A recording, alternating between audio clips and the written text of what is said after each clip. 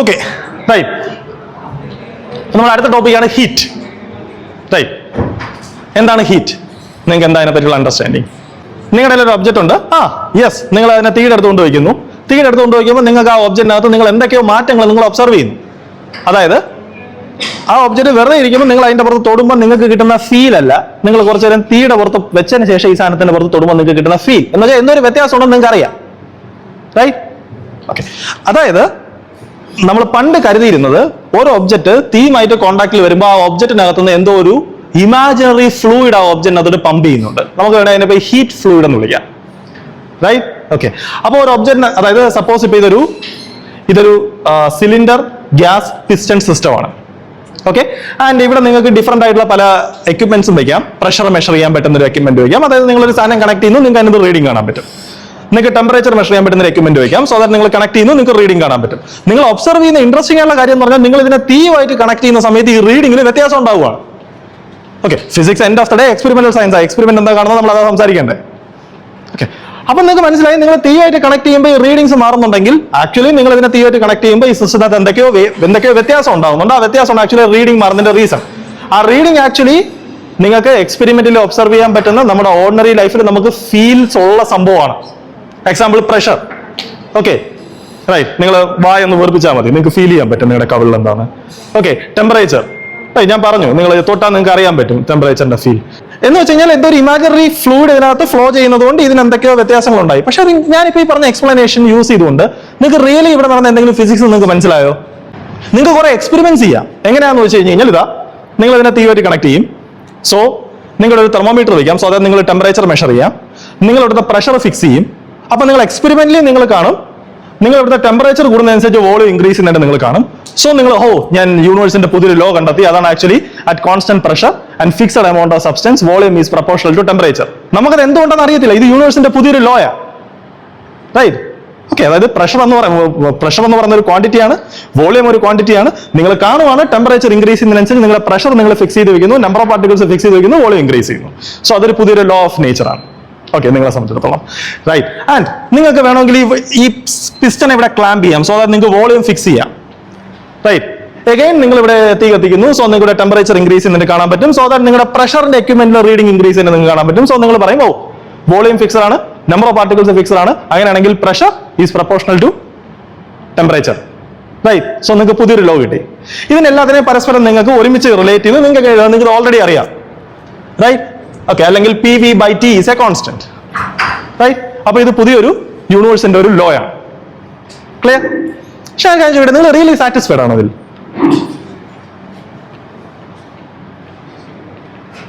Okay, ഇവിടെ actually സംഭവിച്ചതെന്ന് പറഞ്ഞു കഴിഞ്ഞാൽ ഇതാണ്.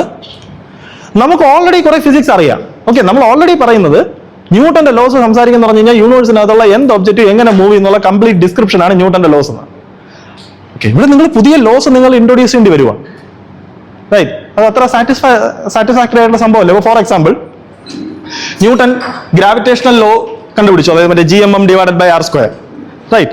അതിന് ഏറ്റവും വലിയ ഗ്രേറ്റ്നസ് എന്താണെന്ന് ചോദിച്ചു കഴിഞ്ഞാൽ നിങ്ങൾക്ക് ആ സെയിം ലോ യൂസ് ചെയ്തുകൊണ്ട് ഞാനൊരു കല്ല് താഴോട്ടിട്ടാൽ ഇത് എന്തുകൊണ്ട് താഴോട്ട് പോകുന്നു എന്നും എന്തുകൊണ്ടാണ് പ്ലാനറ്ററി ഓർബിറ്റ്സ് എക്സിസ്റ്റ് ചെയ്യുന്നതെന്ന് നിങ്ങൾക്ക് പ്രൂവ് ചെയ്യാം. ഒന്ന് ആലോചിക്കുക, നമ്മൾ ഇപ്പൊ നോക്കുമ്പോൾ അത് വളരെ സ്ട്രൈറ്റ് ഫോർവേഡ് ആയിട്ട് തോന്നും. പക്ഷെ നിങ്ങൾ അന്തകാലത്ത് ആൾക്കാരുടെ പോയിന്റ് ഓഫ് വ്യൂ നിങ്ങൾ നോക്കിക്കഴിഞ്ഞ് കഴിഞ്ഞാൽ ഈ കല്ല് താഴോട്ട് വരുന്നത് ഈ ഭൂമി നടക്കുന്ന എന്തൊക്കെയോ കുറെ ഫിനോമിനാസ്. അതേസമയം നമ്മുടെ സണ്ണിന് ചുറ്റും പ്ലാനറ്റ്സ് റൊട്ടേറ്റ് ചെയ്യുന്ന പറഞ്ഞു കഴിഞ്ഞാൽ ഹെവൻലി സംഭവങ്ങളാണ്. ഓക്കെ, നമുക്ക് ഒരിക്കലും ആക്സസ് ചെയ്യാൻ പറ്റാത്ത ഏതൊക്കെയോ രീതിയിൽ ഗോഡിനോട് ചേർന്നിരിക്കുന്ന കുറെ ഒബ്ജക്ട്സുകൾ ഗവേൺ ചെയ്യുന്ന റൂളാണ്. സോ അന്നുള്ള ആൾക്കാരുടെ പോയിന്റ് ഓഫ് വ്യൂല് ഭൂമിയിലുള്ള നിയമങ്ങളാവണമെന്നില്ല ഈ സാധനത്തിന്റെയൊക്കെ റൂൾസ്. നിങ്ങൾ ഒരുപാട് പഴയ സാധനങ്ങളൊക്കെ നോക്കിയാൽ നിങ്ങൾക്ക് മനസ്സിലാവും. അതായത് ഒരുപാട് ദൂരെ, അതായത് എന്ന് വെച്ചാൽ സ്റ്റാർസ് എന്ന് പറഞ്ഞു കഴിഞ്ഞാൽ ആക്ച്വലി ഒരുപാട് ദൂരെയുള്ള ഹെവനിലെ വാളിലുള്ള ചിത്രപ്പണികളാണ് എന്നൊക്കെ നിങ്ങൾക്ക് കേൾക്കാൻ പറ്റും. സോ അപ്പൊ എന്തായാലും നിങ്ങൾ കേട്ടിട്ടുണ്ട് ഇവിടെയുള്ള റൂൾസ് ആവണമെന്നില്ല മുകളിലുള്ള റൂൾസ്. പക്ഷെ നിങ്ങൾ മുകളിലുള്ള സാധനങ്ങളുടെ എക്സാക്ട്ലി അതേ റൂൾ തന്നെയാണ് ഇവിടെ നടക്കുന്നത് നിങ്ങൾ പ്രൂവ് ചെയ്തു. അതാണ് ആക്ച്വലി Gm/r² ഒരു ഗ്രേറ്റ്നസ്. ഓക്കെ, അതായത് സെയിം ലോ യൂസ് ചെയ്ത് കംപ്ലീറ്റ്ലി ഡിഫറെന്റ് ആയിട്ടുള്ള രണ്ട് സാധനങ്ങൾ കരുതി രണ്ട് സാധനങ്ങൾ നിങ്ങൾ യൂണിഫൈ ചെയ്തേ. റൈറ്റ്. എന്റെ ക്വസ്റ്റ്യൻ, അതുപോലത്തെ ഒരു പരിപാടി നിങ്ങൾക്ക് പറ്റുമോ? നിങ്ങൾക്ക് ന്യൂട്ടൺസ് ലോ യൂസ് ചെയ്തുകൊണ്ട് ഇതിന് നിങ്ങൾക്ക് ഒരു എക്സ്പ്ലനേഷൻ ഉണ്ടാക്കാൻ പറ്റുമോ? ആക്ച്വലി പറ്റി. എപ്പോഴാന്ന് വെച്ച് കഴിഞ്ഞാൽ നമ്മൾ ആറ്റംസ് എക്സിസ്റ്റ് ചെയ്യുന്നുണ്ട് എന്ന് നമ്മൾ പ്രൂവ് ചെയ്തതിന് ശേഷം. പക്ഷേ സംഭവിച്ചത് എന്താണെന്ന് വെച്ച് കഴിഞ്ഞാൽ ആറ്റംസ് എക്സിസ്റ്റ് ചെയ്യുന്നുണ്ടെന്ന് നമ്മൾ പ്രൂവ് ചെയ്യുന്നതിന് മുന്നേ നിങ്ങൾ ആറ്റംസ് എക്സിസ്റ്റ് ചെയ്യുന്നുണ്ട് എന്ന് അസ്യൂം ചെയ്തുകൊണ്ട് ഒരു തിയറി ഡെവലപ്പ് ചെയ്ത് കഴിഞ്ഞ് കഴിഞ്ഞാൽ നിങ്ങൾക്ക് വളരെ ക്രിറ്റിസിസം നേരിടേണ്ടി വരും. ഓക്കെ, ബിക്കോസ് ഒരുപാട് മുമ്പ്, അതായത് 1800-കളുടെ ആ ടൈമിലൊക്കെ ആൾക്കാർ കരുതിയിരുന്നത് മാറ്റർ ഉണ്ടാക്കപ്പെട്ടുള്ളത് വളരെ കണ്ടിന്യൂസ്, അതായത് നിങ്ങൾക്ക് എത്ര വേണമെങ്കിലും മുറിക്കാം. ഓക്കെ, വളരെ കണ്ടിന്യൂസ് ആണ്, ഡിസ്ക്രീറ്റ് നേച്ചറേ അങ്ങനെ ഒരു സാധനമേ ഇല്ല എന്നാണ്. സോ ആ സമയത്താണ് ആക്ച്വലി ബോൾട്സ്മാൻ, ഞാൻ ആരുടെയും പേര് ഇതിനകത്ത് എഴുതിയിട്ടില്ല, ഈ പുള്ളി ചെയ്ത എന്താണെന്ന് വെച്ച് കഴിഞ്ഞാൽ, ഓക്കെ, മാറ്റർ എന്ന് പറഞ്ഞു കഴിഞ്ഞാൽ ഇതേപോലെ ഡിസ്ക്രീറ്റ് ആയിട്ടുള്ള പാർട്ടിക്കിൾസ് ചേർന്ന് ഉണ്ടാക്കപ്പെട്ടിട്ടുള്ളത്. പുള്ളി ഈ ഒരു ഐഡിയ വെച്ചിട്ട്, അതായത് ഒരു ഗ്യാസ് എന്ന് പറഞ്ഞു കഴിഞ്ഞാൽ കണ്ടിന്യൂസ് ആയിട്ടുള്ള ഒരു ഒബ്ജക്റ്റ് അല്ല, അത് ആക്ച്വലി ഇൻഡിവിജ്വൽ പാർട്ടിക്കിൾസ് ആണ്, റൈറ്റ്? ഈ ഇൻഡിവിജ്വൽ പാർട്ടിക്കിൾസിനെ ഗവേൺ ചെയ്യുന്ന ആരാ? ന്യൂട്ടന്റെ ലോസ്, റൈറ്റ്? ബിക്കോസ് ഈ ഇൻഡിവിജ്വൽ പാർട്ടിക്കിൾസ് ഈ വോളിന്റെ പുറത്ത് ഹിറ്റ് ചെയ്യുന്നുണ്ട്, സോ ന്യൂട്ടന്റെ തേർഡ് ലോ അനുസരിച്ച് അതേ ഫോഴ്സ് തിരിച്ചു കൊടുക്കും. ഈ സാധനങ്ങൾ പരസ്പരം അങ്ങോട്ടും ഇങ്ങോട്ടും മൂവ് ചെയ്യുന്നുണ്ട്, അങ്ങോട്ടും ഇങ്ങോട്ടും കൂട്ടിയിടിക്കുന്നുണ്ട്, റൈറ്റ്? സോ നിങ്ങൾക്ക് ഈ system of n number of particles, അതിന്റെ എന്നിന്റെ value almost Avogadro number 10⁻25 or 26 ആ ഓർഡറുള്ള നമ്പേഴ്സ്. ഇത്രയും പാർട്ടിക്കിൾസിന്റെ പുറത്ത് നിങ്ങൾക്ക് ന്യൂട്ടന്റെ ലോ യൂസ് ചെയ്ത് കംപ്ലീറ്റ്ലി സോൾവ് ചെയ്യാൻ പറ്റി കഴിഞ്ഞു കഴിഞ്ഞാൽ നമ്മൾ എക്സ്പെക്ട് ചെയ്യുന്നത് നമുക്ക് എന്തുകൊണ്ടാണ് ഇത് ട്രൂ ആയത് നമുക്ക് എക്സ്പ്ലെയിൻ ചെയ്യാം. നടപ്പുള്ള കാര്യമാണോ? ആക്ച്വലി നടക്കും. നമ്മുടെ അതിന് സ്റ്റാറ്റിസ്റ്റിക്കൽ മെത്തേഡ്സ് ഉണ്ട്, റൈറ്റ്? ബോൾട്സ്മാൻ ചെയ്തതെന്ന് പറഞ്ഞാൽ അതാണ്. Okay, Boltzmann statistical methods use ചെയ്തുകൊണ്ട് ഇതുപോലെ ഒരുപാട് നമ്പർ ഓഫ് പാർട്ടിക്കിൾസ് ഉള്ള ഒരു പ്രോബ്ലം എങ്ങനെയാണ് ഡീൽ ചെയ്യേണ്ടതെന്ന് ഒരു സെപ്പറേറ്റ് ആക്ച്വലി ഒരു പുതിയൊരു ഫിസിക്സ് തന്നെ ആക്ച്വലി ബോൾട്സ്മാൻ സ്റ്റാർട്ട് ചെയ്തു. നമ്മൾ അതിനെ വിളിക്കുന്നതാണ് statistical mechanics. Okay, Boltzmann actually ചെയ്തെന്ന് പറഞ്ഞാൽ study of thermal properties of gas എന്ന് പറയുന്നത് just study of random motion of molecules ആക്കി മാറ്റി. Okay, right? അതായത് തെർമോഡൈനാമിക്സ് നിങ്ങൾ വിളിക്കുന്ന സാധനം, നിങ്ങൾ എല്ലാം തെർമോഡൈനാമിക്സ് പഠിച്ചിട്ടില്ലേ? തെർമോഡൈനാമിക്സിനകത്ത് ഇൻഡിവിജ്വൽ ആറ്റംസ് എന്നൊരു സ്ട്രക്ചറേ ഇല്ല. തെർമോഡൈനാമിക്സ് എന്ന് പറഞ്ഞാൽ അതിനകത്തുള്ള എല്ലാ സാധനങ്ങളും വളരെ കണ്ടിന്യൂസ്. അതിനകത്ത് തെർമോഡൈനാമിക്സ് നിങ്ങൾ ആക്ച്വലി പഠിക്കുമ്പോൾ അതിനകത്ത് ഇൻഡിവിജ്വൽ ആറ്റംസ് എന്നൊരു നോഷന്റെ ആവശ്യമേ ഇല്ല. ആക്ച്വൽ തെർമോഡൈനാമിക്സ് പ്രിൻസിപ്പിൾസ് ഡെവലപ്പ് ചെയ്ത സമയത്ത് ആരും ആറ്റംസ് ഉണ്ടെന്ന് കരുതിയിട്ടേ ഇല്ല. അതായത് നമ്മളിപ്പോൾ പറഞ്ഞു, ഈ ഇൻഡിവിജ്വൽ പാർട്ടിക്കിൾസിന്റെ ഡൈനാമിക്സ് വെച്ചിട്ട് നമുക്ക് ഒരു ഐഡിയയും ഇല്ലാതെ കംപ്ലീറ്റ്ലി എംപിരിക്കലി നമ്മൾ ഉണ്ടാക്കിയ ഇക്വേഷൻസ് നമുക്ക് എക്സ്പ്ലെയിൻ ചെയ്യാം എന്നാണ് എന്റെ ക്ലെയിം. അപ്പൊ ഞാൻ ചെയ്യാൻ പോകുന്ന ഒരു കംപ്ലീറ്റ് സ്റ്റാറ്റിസ്റ്റിക്കൽ അനാലിസിസ് അല്ല ചെയ്യുന്നത്, വളരെ സിമ്പിൾ. നിങ്ങൾ 8ാം ക്ലാസ് ഒക്കെ നിങ്ങൾ പഠിച്ചിട്ടുണ്ടെങ്കിൽ നിങ്ങൾക്ക് ആക്ച്വലി ഞാൻ ഈ ചെയ്യുന്ന കാൽക്കുലേഷൻ മനസ്സിലാവും. ഓക്കെ, ഇത് ജസ്റ്റ് ഫോർ ഫൺ, നിങ്ങൾക്ക് ഒരു ഫീലിംഗ്സ് കിട്ടാൻ വേണ്ടിയിട്ട് ഞാൻ ആ സാധനം ഇതിനകത്ത് ഇൻക്ലൂഡ് ചെയ്തേ ഉള്ളൂ. ഓക്കെ, അപ്പൊ ഞാൻ ആക്ച്വലി ചെയ്യുന്നതെന്ന് പറഞ്ഞാൽ ഇതാണ്. ഇതൊരു ബോക്സ് ആണ്. ഈ ബോക്സിനകത്ത് n നമ്പർ ഓഫ് പാർട്ടിക്കിൾസ് ഉണ്ട്. ഓക്കെ, ഞാൻ പ്രഷർ എന്താണെന്ന് അണ്ടർസ്റ്റാൻഡ് ചെയ്യാൻ ശ്രമിക്കുവാണ്. നമുക്ക് എന്തായാലും അറിയാം ഇതിനകത്തുള്ള പാർട്ടിക്കിൾസ് കണ്ടിന്യൂസ്ലി വോളിൽ ഹിറ്റ് ചെയ്യുന്നുണ്ട്. ഞാൻ ഈ വോളിന്റെ പുറത്ത് ആക്ട് ചെയ്യുന്ന പ്രഷർ എന്താണെന്ന് ഞാൻ മനസ്സിലാക്കാൻ ശ്രമിക്കുന്നത്. നമുക്ക് ആദ്യം വളരെ ക്വാളിറ്റേറ്റീവ് ആയിട്ട് ആലോചിച്ച് നോക്കാം എന്താ സംഭവം. സപ്പോസ് ഇതിനകത്തുള്ള നമ്പർ ഓഫ് പാർട്ടിക്കിൾസ് വളരെ കുറവാണെങ്കിൽ നമ്മൾ എന്തായിരിക്കും എക്സ്പെക്ട് ചെയ്യുന്നത്? ഹിറ്റ് ചെയ്തു, കുറച്ച് സമയം കഴിഞ്ഞാൽ അടുത്തുള്ളത് ഹിറ്റ് ചെയ്തു, കുറച്ച് സമയം കഴിഞ്ഞാൽ ഹിറ്റ് ചെയ്യുന്നു. നിങ്ങൾക്ക് പ്രഷർ എന്നൊരു നോഷൻ അവിടെ ഉണ്ടാവില്ല. പക്ഷേ ഇതിനകത്ത് ഒരുപാട് നമ്പർ ഓഫ് പാർട്ടിക്കിൾസ് ഉണ്ടെങ്കിൽ ഒന്ന് ആലോചിച്ച് നോക്കിയേ, ഒരുപാട് നമ്പർ ഓഫ് പാർട്ടിക്കിൾസ് ഹിറ്റ് ചെയ്തു, ആഫ്റ്റർ ഫ്രാക്ഷൻ ഓഫ് സെക്കൻഡ്സ് നിങ്ങൾക്ക് തിരിച്ചറിയാൻ പോലും പറ്റത്തില്ല, അടുത്ത സെറ്റ് ഓഫ് പാർട്ടിക്കിൾസ് ഹിറ്റ് ചെയ്യും. സോ കണ്ടിന്യൂസ്ലി മുന്നോട്ടൊരു പുഷ് ഉണ്ടാവും. ഞാൻ നേരത്തെ ഇവിടെ പറഞ്ഞ പോലത്തെ എക്സാമ്പിൾ, അതായത് ഇപ്പോൾ ഈ റൂമിനകത്ത് ഇത്രയും നമ്പർ ഓഫ് ആൾക്കാരെ ഉള്ളൂ എന്നുണ്ടെങ്കിൽ ആൻഡ് നമ്മൾ ഇതിനകത്ത് അങ്ങോട്ടും ഇങ്ങോട്ടും തോന്നിയതുപോലെ ഓടി കളിക്കുക എന്ന് പറഞ്ഞാൽ നമ്മൾ മതിലിൽ ചെന്ന് ഇടിച്ചിട്ടേ തിരിച്ചു വരത്തുള്ളൂ, റൈറ്റ്? ആ രീതിക്ക് നമ്മൾ ഓടിക്കളിക്കുന്നത്. അങ്ങനെയാണെങ്കിൽ ഈ പുറത്ത് നിൽക്കുന്ന ആൾ ആക്ച്വലി ആ വാതിലിന്റെ പുറത്ത് പിടിച്ചു നോക്കിക്കഴിഞ്ഞാൽ അയാൾക്ക് പ്രഷർ എന്നൊരു ഫീൽ തോന്നത്തില്ല. അയാൾ നോക്കുമ്പോൾ ഇയാൾ പിടിച്ചുകൊണ്ടിരിക്കുമ്പോൾ ഇടയ്ക്കിടയ്ക്ക് ഡും ഡും ഡും ഈ ഒരു ഫീലിംഗ്സേ തോന്നത്തുള്ളൂ. പക്ഷെ റൂം നിറച്ച ആൾക്കാരാണ്, ഒരുപാട് ആൾക്കാരുണ്ട്. ഒരു ഇടി കഴിഞ്ഞ് കഴിഞ്ഞാൽ അടുത്ത ഇടിക്കാൻ വേണ്ടി അടുത്ത വെയിറ്റ് ചെയ്യുക. അമ്മാതിരി ആൾക്കാർ ഇതിനകത്തുണ്ടെങ്കിൽ പുറത്ത് നിൽക്കുന്ന ആൾക്ക് ഫീൽ ചെയ്യാൻ പോകുന്നത് ഈ ഡും ഡും ആയിരിക്കത്തില്ല, കണ്ടിന്യൂസ് പുഷ് ആയിരിക്കും. സോ നമുക്ക് ക്വാളിറ്റേറ്റീവ്ലി നമുക്കൊരു ഫീൽ ഉണ്ട് ആക്ച്വലി എന്താണ് ഇവിടുത്തെ പ്രഷറിന്റെ റീസൺ എന്ന്. ബിക്കോസ് ഇവിടുത്തെ പാർട്ടിക്കിൾസിന്റെ എണ്ണം ഒരുപാട് കൂടുതലാണ്, കൊളീഷൻസ് ഫ്രീക്വന്റ് ആണ്. ഓക്കെ, സോ ആക്ച്വലി ഞാൻ ഈ പ്രഷർ എന്താണെന്ന് കാൽക്കുലേറ്റ് ചെയ്യാൻ പോവാണ്. ഫസ്റ്റ് ഞാൻ എഴുതിയിരിക്കുന്നത് മോളിക്യൂൾസ് ഹിറ്റിംഗ് റൈറ്റ് ഫേസ്, അതായത് ഇവിടെ ഹിറ്റ് ചെയ്യുന്ന നമ്പർ ഓഫ് പാർട്ടിക്കിൾസിന് ഞാൻ എസ്റ്റിമേറ്റ് എഴുതിയിരിക്കുന്നത്. ഓക്കെ, സപ്പോസ് ഇതിനകത്ത് n നമ്പർ ഓഫ് പാർട്ടിക്കിൾസ് ഉണ്ട്, ടോട്ടൽ വോളിയം L³ ആണ്, L റൈറ്റ്? സോ എനിക്കൊരു ക്വാണ്ടിറ്റി ഡിഫൈൻ ചെയ്യാം, number of particles per unit volume n/L³. അതായത് ഒരു യൂണിറ്റ് വോളിയം എടുത്താൽ അതിനകത്ത് n/L³ നമ്പർ ഓഫ് പാർട്ടിക്കിൾസ് ഉണ്ടാവും. ആൻഡ് ഞാനിപ്പോൾ കൺസിഡർ ചെയ്യണം, സപ്പോസ് ഞാൻ ഇവിടെ ചെറിയ ഒരു യെല്ലോ ലൈൻ ഞാൻ വരച്ചേക്കുന്നത് കണ്ടോ? ഓക്കെ, ഞാൻ ഇത്രയും നമ്പർ ഓഫ് പാർട്ടിക്കിൾസ് ആണ് ഇപ്പൊ ഞാൻ എന്റെ ഒബ്സർവേഷൻ എടുത്തേക്കുന്നത്. അതായത് ഇവിടെ സംഭവിക്കുന്ന പറഞ്ഞാൽ എവർ ഇങ്ങോട്ട് പോകും, എവർ ഹിറ്റ് ചെയ്യും, എവർ തിരിച്ചു വരും. ഞാൻ അസ്യൂം ചെയ്യുന്നു ഇതിനകത്തുള്ള പാർട്ടിക്കിൾസ് എല്ലാം ഓൺ ആവറേജ്, പാർട്ടിക്കിൾസ് എല്ലാം റാൻഡംലി മൂവ് ചെയ്യുന്നുണ്ട്. സോ എനിക്കെങ്കിലും ഒരു പാർട്ടിക്കിളിന്റെ പുറത്ത് ആവറേജ് വെലോസിറ്റി എനിക്ക് അസോസിയേറ്റ് ചെയ്യാമല്ലോ. ഓക്കെ, സോ ഇതിനകത്തുള്ള മോളിക്യൂൾസിന്റെ ഒരു average velocity in this direction. Okay, അതാണ് actually V. Okay, V clear? Okay, അങ്ങനെയാണെങ്കിൽ നോക്കെ ഈ ഡിസ്റ്റൻസ്, ഓക്കെ, അതിനകത്ത് വ്യക്തമായിട്ട് കണ്ടുകൂടല്ലേ? ആ ഡിസ്റ്റൻസ് എന്ന് പറഞ്ഞു കഴിഞ്ഞാൽ V ടൈംസ് T ആണ്. V ടൈംസ് T, ബിക്കോസ് ഇവിടെയുള്ള പാർട്ടിക്കിൾ ഇവിടെ എത്താൻ എടുക്കുന്ന ടൈമാണ് T. അങ്ങനെയാണെങ്കിൽ ഈ distance V times T. Okay, എങ്കിൽ ഈ ഒരു സ്ട്രിപ്പിനകത്ത് എത്ര നമ്പർ ഓഫ് പാർട്ടിക്കിൾസ് ഉണ്ടെന്ന് ചോദിച്ചു കഴിഞ്ഞാൽ എനിക്ക് പറയാം number of particles per unit volume, അതായത് n/L³ ഇൻറ്റു ഇത്രയും വോളിയം. ഇത്രയും വോളിയം എന്ന് പറഞ്ഞാൽ എന്താണ്? V ടൈംസ് T, അതായത് ഈ ഡിസ്റ്റൻസ് ഇൻറ്റു L², അതായത് ഈ ഏരിയ. പിന്നെ ഒരു 1/6 ഒരു ഫാക്ടർ ഉണ്ട്. അതെന്താണെന്ന് വെച്ച് കഴിഞ്ഞാൽ നിങ്ങൾ ജസ്റ്റ് ആലോചിച്ച് നോക്കിയാൽ, ഞാനിപ്പോൾ ഈ കണ്ടെയ്നർ ഗ്യാസ് പാർട്ടികൾ എടുക്കുവാണെങ്കിൽ, ഓക്കെ, ഈ ഗ്യാസ് പാർട്ടിക്കിളിന്റെ 1/3 ഈ ഡയറക്ഷനിലും 1/3 ഈ ഡയറക്ഷനിലും 1/3 ഈ ഡയറക്ഷനിലായിരിക്കും. സോ ഇവിടെ ഒരു 1/3 ഫാക്ടർ ഞാൻ ഇടണം. ആൻഡ് ഈ ഡയറക്ഷനിലുള്ള 1/3 ഹാഫ് ഇങ്ങോട്ടും ആയിരിക്കും. സോ ഇങ്ങോട്ട് ആക്ച്വലി ഹിറ്റ് ചെയ്യാൻ പോകുന്ന അതിന്റെ ഹാഫാ. സോ അതാണ് ഓവറോൾ ഒരു 1/6 ഫാക്ടർ ഞാൻ ഇട്ടേക്കുന്നത്. ഓക്കെ, വളരെ ക്രൂഡ് ആയിട്ടുള്ള എസ്റ്റിമേറ്റ്, ഒരു സ്റ്റാറ്റിസ്റ്റിക്സും ഇല്ല, വളരെ ക്രൂഡ് ആയിട്ട് എസ്റ്റിമേറ്റ് ചെയ്യുക. ഓക്കെ, സോ അതാണ് ആക്ച്വലി ഇതിനകത്തുള്ള നമ്പർ ഓഫ് പാർട്ടിക്കിൾസ്. ഓക്കെ, ഇനി അടുത്ത് ഞാൻ കാൽക്കുലേറ്റ് ചെയ്യാൻ പോകുന്നത് total change of momentum. Right, because എന്റെ ഉദ്ദേശം എന്തോ ഫോഴ്സ് കാൽക്കുലേറ്റ് ചെയ്യുന്നത്. Because force divided by area ആണ് പ്രഷർ. ഫോഴ്സ് എന്ന് പറഞ്ഞാൽ basically rate of change of momentum ആണ്. സപ്പോസ് ഇവിടെ നിന്ന് ഒരു പാർട്ടിക്കിളൂടെ ഹിറ്റ് ചെയ്യുവാണെങ്കിൽ അതിന്റെ മൊമെന്റ് mv, അത് ഹിറ്റ് നേരെ തിരിച്ചു പോകും. സോ അതിന്റെ അടുത്ത moment -mv. So change of momentum എന്ന് പറഞ്ഞു കഴിഞ്ഞാൽ 2mv. ഒരു പാർട്ടിക്കിളിൽ ഉണ്ടാകുന്ന ചേഞ്ച് ഓഫ് മൊമെന്റം ഇതാണ്. സോ ഇത്രയും നമ്പർ ഓഫ് പാർട്ടിക്കിൾസ് ഉണ്ടാകുന്ന മൊമെന്റ് നിങ്ങൾ ജസ്റ്റ് മൾട്ടിപ്ലൈ ചെയ്യാം. ആൻഡ് ഫോഴ്സ് എന്ന് പറഞ്ഞാൽ rate of change of momentum time കൊണ്ട് ഡിവൈഡ് ചെയ്യാം. ഞാൻ അതിനെ ടൈം കൊണ്ട് ഡിവൈഡ് ചെയ്തു. സോ എനിക്ക് ഈ എക്സ്പ്രഷൻ കിട്ടി. ഇനി ജസ്റ്റ് ഫോർ ഫൺ ഞാനൊരു കാര്യം ചെയ്യാൻ പോകുന്നു. ഞാൻ ഇവിടെ ഒരു ഹാഫ് ഇട്ട് കൊടുക്കുന്നു. സോ ദാറ്റ് ഞാനൊരു 2 ഇവിടെ കൊണ്ട് മൾട്ടിപ്ലൈ ചെയ്യും. ബിക്കോസ് ഹാഫ് mv² എന്ന് പറഞ്ഞു കഴിഞ്ഞാൽ ഒരു ഒറ്റ പാർട്ടിക്കിളിന്റെ കൈനറ്റിക് എനർജിയാണ്. Okay, clear. സോ ഇപ്പൊ നിങ്ങൾക്ക് ഒരു ഇൻട്രസ്റ്റിംഗ് ആയ റിസൾട്ട് കിട്ടി. അതായത് ഈ ഫേസിന്റെ പുറത്ത് ആക്ട് ചെയ്യുന്ന force equal to sum number. ആ നമ്പർ ബേസിക്കലി ഡിപെൻഡ് ചെയ്യുന്ന നമ്പർ ഓഫ് പാർട്ടിക്കിൾസിനെയും ലെങ്തിനെയാണ് times kinetic energy of a single particle. Right, എങ്കിൽ പ്രഷർ എന്ന് പറഞ്ഞു കഴിഞ്ഞാൽ ഫോഴ്സ് ഡിവൈഡഡ് ബൈ L². നിങ്ങൾ L² കൊണ്ട് ഡിവൈഡ് ചെയ്യുന്നു. സോ ഡിനോമിനേറ്ററിൽ L³ വന്നു. So interesting result. ഇത് ബേസിക്കലി വോളിയം ആണ് L³. Pressure is equal to some number times kinetic energy of one particle. അതായത് നിങ്ങൾക്ക് ഒരു ഇൻട്രസ്റ്റിംഗ് ആയ റിസൾട്ട് കിട്ടി. അതായത് ഈ കണ്ടെയ്നറിന്റെ സർഫസിൽ ഈ പാർട്ടിക്കിൾ, ഈ ഗ്യാസ് സിസ്റ്റം അപ്ലൈ ചെയ്യുന്ന പ്രഷർ എന്ന് പറയുന്നത് അതിനകത്തുള്ള ഒരു സിംഗിൾ പാർട്ടിക്കിളിന്റെ കൈനറ്റിക് എനർജിയെ ഡിപെൻഡ് ചെയ്തിരിക്കുന്നത്. ഒരു സിംഗിൾ പാർട്ടിക്കിളിന് ആവറേജ് കൂടുതൽ കൈനറ്റിക് എനർജി ഉണ്ടെങ്കിൽ അത് മോർ പ്രഷർ അപ്ലൈ ചെയ്യും. അതായത് നമ്മൾ ന്യൂട്ടൺസ് ലോയുടെ കോൺടെക്സ്റ്റിൽ നമ്മൾ എന്തിനെ കൊണ്ടുവന്നു? നമ്മൾ ഗ്യാസ് സിസ്റ്റത്തിന്റെ തെർമോഡൈനാമിക്സ് നമ്മൾ കൊണ്ടുവന്നു. അതായത് നമ്മൾ PV = ആ ഇക്വേഷനിലൂടെ നമ്മൾ എങ്ങനെ പോയിക്കൊണ്ടിരിക്കുക. Okay, right. എങ്കിൽ എനിക്ക് ഈ V ഇങ്ങോട്ട് മൾട്ടിപ്ലൈ ചെയ്യാം. സോ ദാറ്റ് എനിക്ക് റിലേഷൻഷിപ്പ് കിട്ടി. PV = 3/2 kinetic energy. ഇനി ആക്ച്വലി ഇതിനകത്ത് ബോൾട്സ്മാന്റെ ഒരു ബ്രില്യൻസ് ഉള്ളത്. ബോൾട്സ്മാൻ ഓൾറെഡി റിയലൈസ് ചെയ്ത് ഇതിനകത്തുള്ള പാർട്ടിക്കിൾസിന്റെ ആവറേജ് കൈനറ്റിക് എനർജിയാണ് ആക്ച്വലി അതിന്റെ ടെമ്പറേച്ചർ.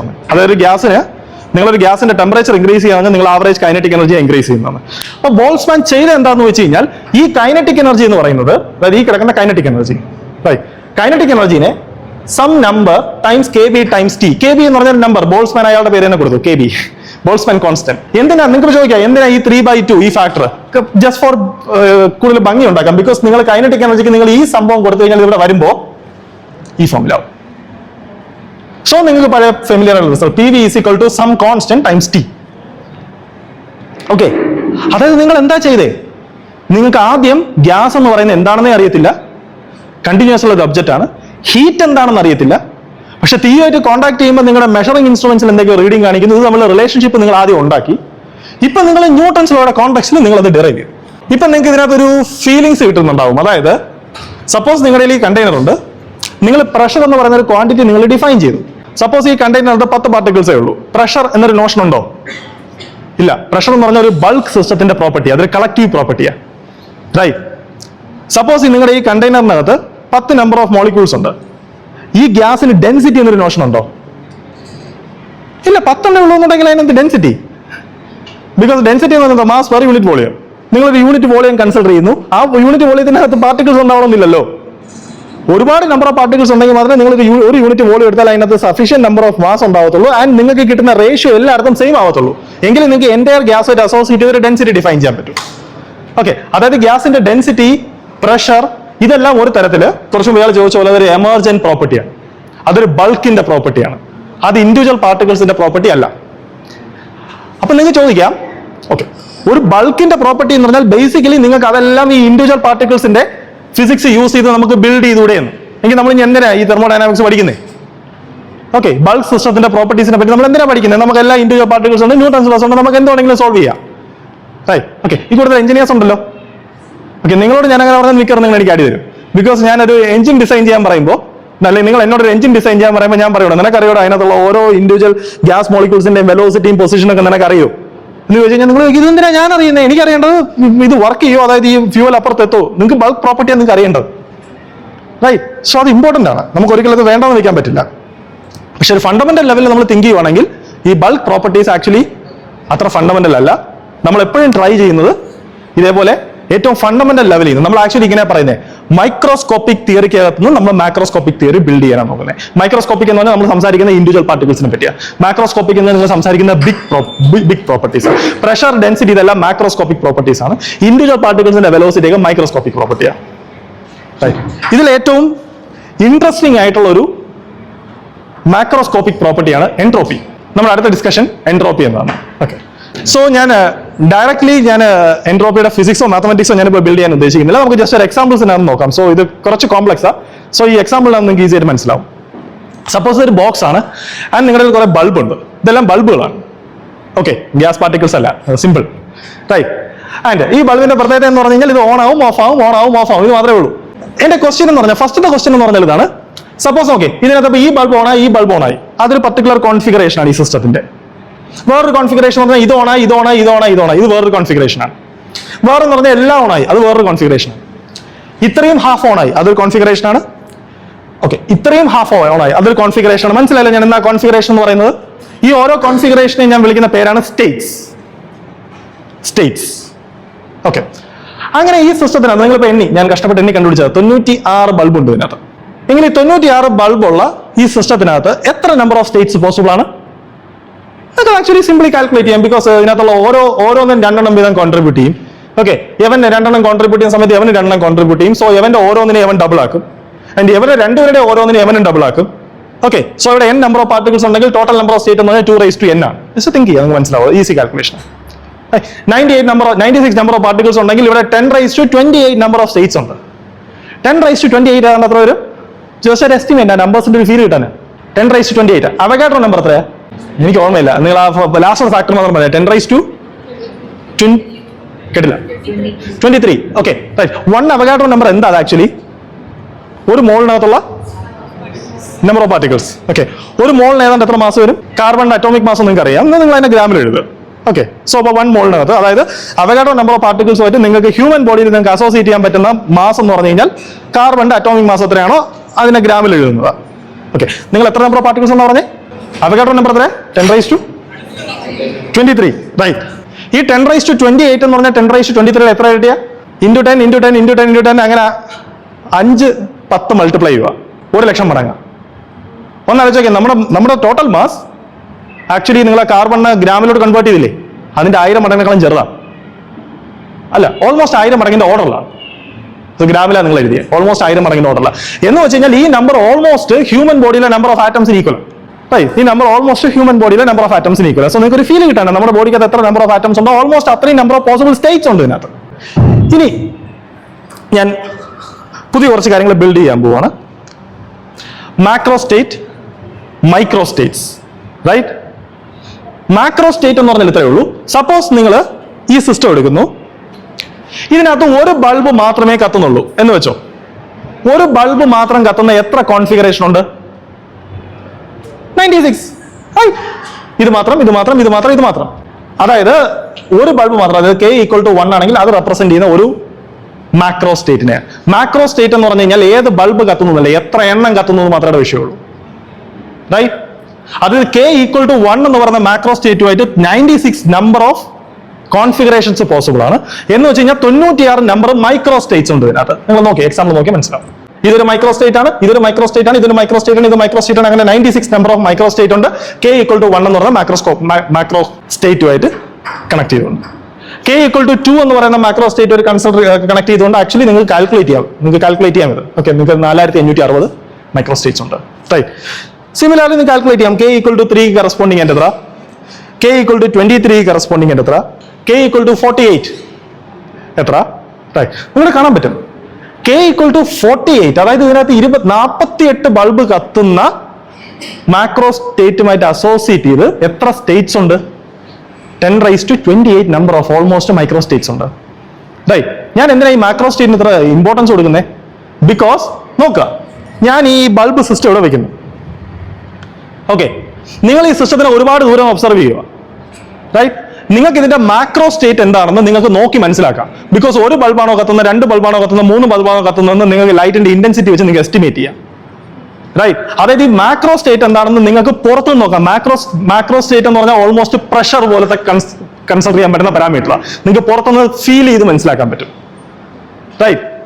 പക്ഷെ അതേ മാക്രോ സ്റ്റേറ്റുമായിട്ട് അസോസിയേറ്റ് ചെയ്ത് ഒരുപാട് മൈക്രോ സ്റ്റേറ്റ്സ് ഉണ്ട്. ഇത് നിങ്ങൾക്ക് പുറത്തൊന്ന് ഫീൽ ചെയ്ത് നിങ്ങൾക്ക് മനസ്സിലാക്കാൻ പറ്റില്ല. റൈറ്റ്.